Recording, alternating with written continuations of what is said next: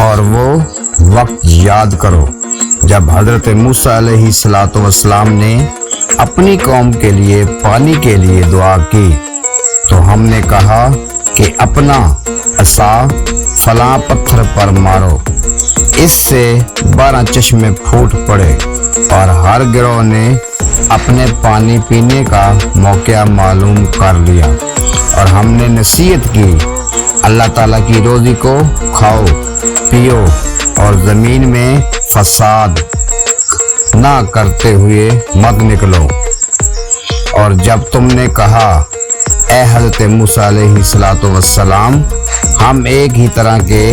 کھانے پر ہرگز صبر نہیں کریں گے، یعنی من سلوا، پس آپ ہمارے لیے اپنے رب سے دعا کریں کہ وہ ہمارے لیے ایسی چیزیں پیدا کرے جو زمین اگاتی ہے، کچھ ترکاری، کیکری، گندم، مسور اور پیاز۔ آپ نے فرمایا کیا تم ادنا چیزوں کو ایسی چیزوں سے بدلنا چاہتے ہو جو اعلیٰ درجے کی ہے؟ اگر تم نہیں مانتے تو کسی شہر میں جاؤ، بے شک وہاں تمہارے لیے ہوگا جو تم مانگتے ہو۔ ان پر ذلت اور محتاجی ڈال دی گئی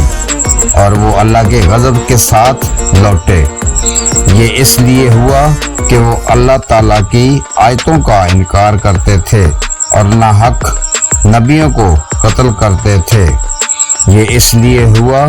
کہ انہوں نے نافرمانی کی اور دائرہ اطاعت سے نکل جاتے تھے۔ اللہ تعالیٰ کا قانون ہے، بے شک جو لوگ مسلمان ہوئے اور جو لوگ یہودی ہوئے اور